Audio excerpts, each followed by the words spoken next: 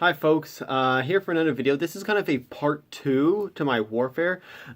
Here on Monday I uploaded a video talking about Warfare and how to run it in D&D, and in it I introduced this system for running Warfare, Mass Warfare, in an actual session with your players and how to do it. And I was just basically saying, hey, here's this system I got from this Matt Colville, and and I said, oh, go watch this video and he should explain it. And I said I'd go and find the spot in the video where he explains it, and I went ahead and did that. And he talked about some things, but it wasn't a sit down explaining his whole system. And I did some looking. I was going through some of his other videos. I was like, okay, I know he talked about it somewhere, and I couldn't find it. And I finally decided, you know what? I'll just do a quick, short, second part video where I explain, I explain it that way. You don't have to try. You don't have to go through his whole video looking for where he talks about it or anything like that. You can just come here. I'll explain it all, and hopefully it answers any questions. So, a couple things.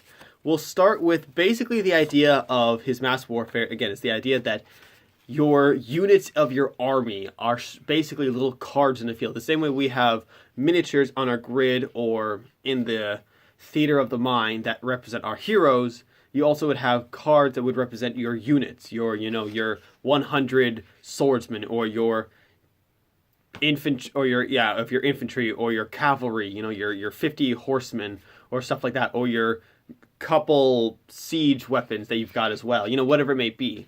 And I just use 3x5 cards. I know you really can't see what's written on here just because it's pencil, and that's okay. That's not really important. Just 3x5 cards. You can see I have stuff written on here. I would just put the stats of the card on there, and then what you do is you then put it on your battle mat, and you then just kind of move it around. And again, that's with the assumption that you're using a battle mat of some kind. If you're not, if you're just using with the theater of the mind, then you would probably pass these out to your players so they know, okay, my archer unit, which is what this is, these are its stats, okay, and meanwhile you've got on your side you've got these catapults, this siege engine, and okay, this is its stats. All right, so that's how you do it, and then you kind of just assume same speed.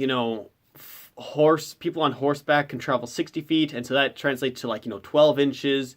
If you're using a mass warfare, you really don't use a grid quite the same way. I mean, you can, but for me, I just kind of eyeballed it and I said, okay, a single person, a hero, normal person can move 30 feet per round. So it would make sense that if you've got a whole unit, they can all move about 30 feet per round, which means that whole unit can move about 6 inches, because every inch is 5 feet. And also, if you have, cavalry, horses can do about 60 feet, so they can move 12 inches. Okay, stuff like that. So if I had the battle mat, I'd be moving my cavalry 12 inches roughly, and the infantry about 6 inches. It was all kind of general. So let's break down kind of how the whole system works. First off, a given unit, and we're going to use this as an archer unit, has 6 stats, and then special abilities. And they also have a couple classifications. So this unit was used for when my red group, Teddy and Nathaniel and such, attacked an elven city and with intent to burn it to the ground, basically. Very long story. They all also allying with another group to the north, who were a little more trained. So this is one of the northern group's archer units that they brought in. So this is Reign of the North. It is a human medium archers, which means they're kind of your average archers. There's kind of a couple different classifications. There's like light, medium, and heavy for your kind of individual units. Light would be fast moving. Medium's kind of typically what we think of, and heavy would be heavy armor. So you might have heavy infantry, and that would be a bunch of paladins or something like that, people in plate armor, charging forth. Whereas light might be a group of scouts or something like that, etc. The other classification is, there's a couple different ones, and these are listed in the rules here at the bottom, where you list out the different, it's talking about the order of battle, and that we'll get into that a little bit. But it lists out the different types of units. So infantries. These are anyone on their feet moving around. that are, physical attacks. Archers, duh. Cavalry, horseback. Aerial, duh. Fortifications, buildings. And siege engines, duh. Your ballista, your catapults, your ram, maybe. And here he talks about an order of battle. And we're just going to start here because we're already talking about classifications. And this just, and the classification of kind of what type of unit you are just factors into this. The idea that infantry can be attacked by anyone, but they can only attack. It's always a question of who can attack you. So infantry, anyone can attack those. If you're on the ground, think about it. An archer unit can start picking you off. The cavalry might charge you. Another infantry unit might come up and attack you. Some aerial units might try and swoop down and pick you guys off, etc. Archers cannot be attacked cannot be attacked by enemy infantry while your own infantry is on the field. You think about this with the party. You're in a battle and you've got your archer buddy who's in the back of the party. Hanging out, picking off bad guys. Meanwhile, you've got your fighter up front who's fighting the goblins. And it basically means that the goblins cannot run past and attack the archer until that fighter is dead. That's basically what it means. Now, however, a cavalry unit can swing around and get to them. Because you think about, if your fighter's fighting that goblin, well, the goblin buddy, there's another goblin on a wolf or a warg. That goblin on a warg can ride around the fighter and get to the archer. So that makes sense.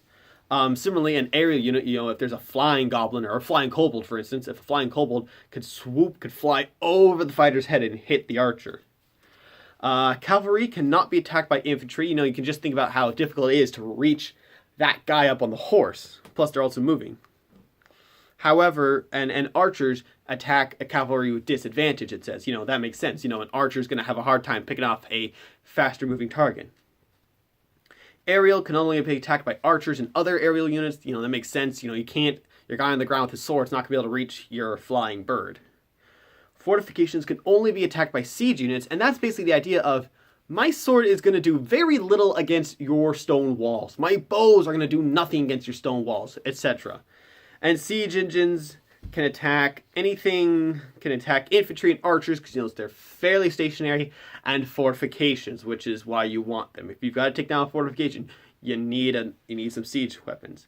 And cannot be attacked while their own infantry, archers, and cavalry are still in the field. This idea of your siege engine does very little until, is only going to be focusing on getting to the fortification and bringing it down.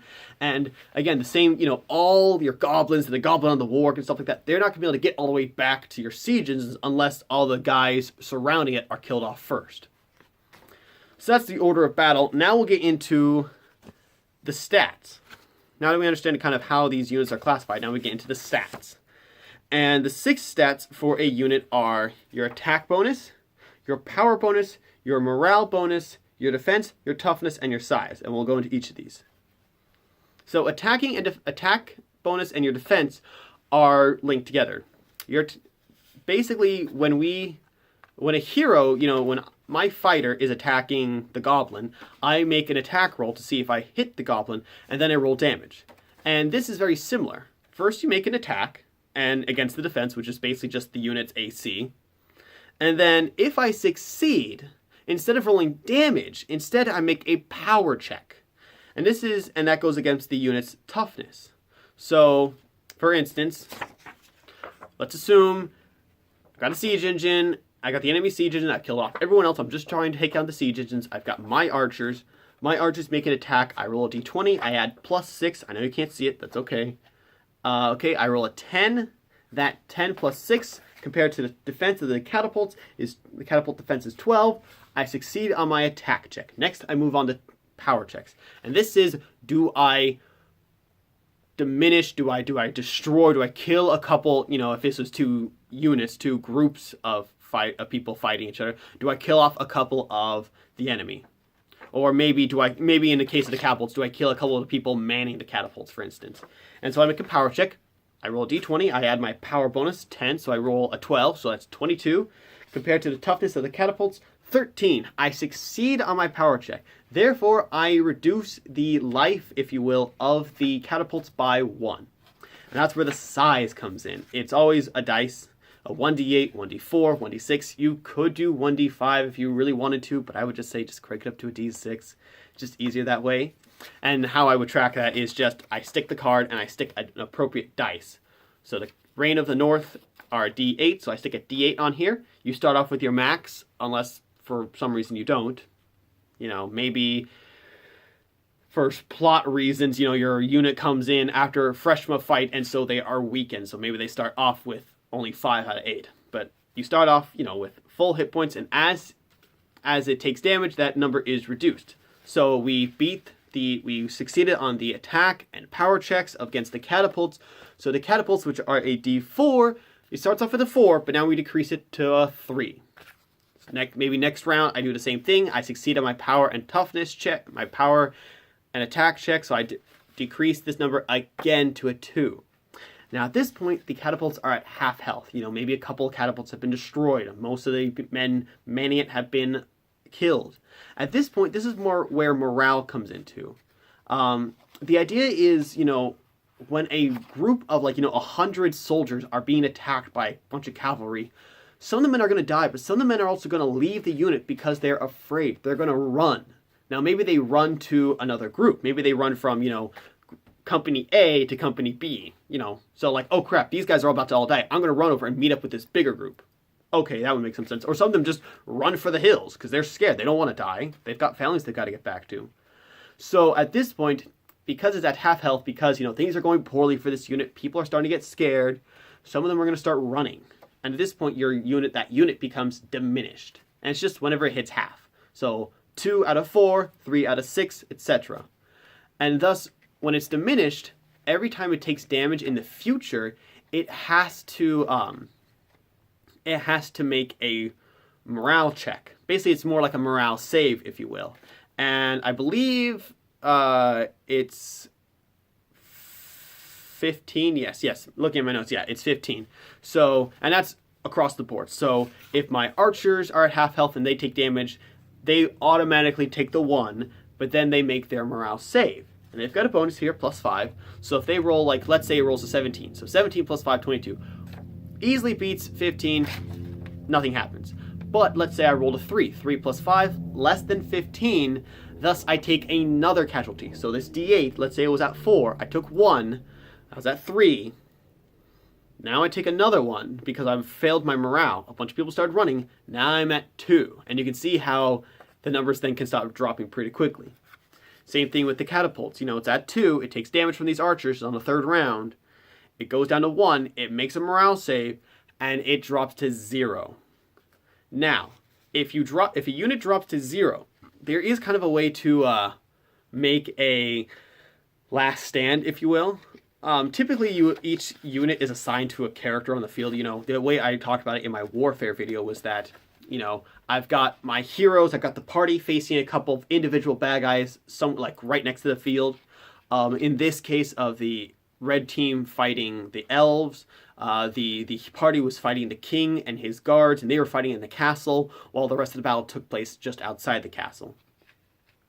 And each of those players, each of the party members was in charge of a couple units. I think, like, you know, Nathaniel was in charge of a bunch of them because he's kind of supposed to be the general of the country that they're running, stuff like that. And so what happens is if, let's say, one of Nathaniel's units drops to 0, like his archer units, that Nathaniel's character then makes a rally check, and that's basically him just calling on his you know, his units, his forces to stand strong and just hang in there. Now you could also just say maybe kind of the leader of that unit itself makes a check, in which case they make just another morale check. Basically they get an extra save if it's at the very end. And so you're at 0, you make another morale check. This time you roll a 13, you get a +5, that's 18, that beats the 15. Therefore, it does not die. You are left at 1 HP, one more group. However, you cannot rally again. So if you take damage, I mean, granted, if you take damage, you're going to die anyways. But, so yeah. So yeah, that's how those all run. That's how all the stats run. That's the morale and rallying. Then you also have special abilities. You know, certain certain units are going to have different abilities. For instance, what I said was for all the units that came from that northern group, I said they have the ability Stout, which means they cannot be diminished. So this archer unit, actually, even though if it was hanging out at 4, it does not have to make a morale check. It always will only take the 1 if it fails, if the opponent succeeds on the power check. And that was just something I gave to them just to kind of show that they're hardened. For the siege, the catapults, it was their only siege weapon, so there wasn't much variety. But for instance, I said, okay, because it is a siege weapon, it's going to go ahead and get advantage on attack and power checks against fortifications. Because again, siege engines can attack infantry and archers. So I gave it a kind of this sense of, hey, it's still going to be even better against taking out a fortification. I think I have other ones over here. Another one, for instance, this is a cavalry. I gave them the ability cavalry, basically, that they that if they and another unit are attacking the same enemy unit, both units, that enemy unit becomes flanked, like with party fighting. All friendly units get advantage on the power and attack checks against that enemy unit. Stuff like that. That helps give a spice to individual units for whatever reason you may feel like. I think that should be everything, though. That's classifications, stats, special abilities, moving, the order of battle. I just want to do is to try and explain the rules that are given by Matt Colville in his Word document. I just went ahead and linked, again, in the Warfare video, I just went ahead and linked to the video. If you go in the comments, it's that first one, I believe. It was really helpful for me. I'm probably going to end up using it in the future, and yeah, I'm looking forward to when he comes out with a full set of rules, as he does explain in the video that the stuff he gave was kind of a brief, a simplified version, but I think it works well enough. So I hope you guys like it. If you want, you can always, if you don't like it, go ahead and go online and Google, Mass Warfare D&D rules, and there's going to be tons of options. But until next time, guys, stay cool.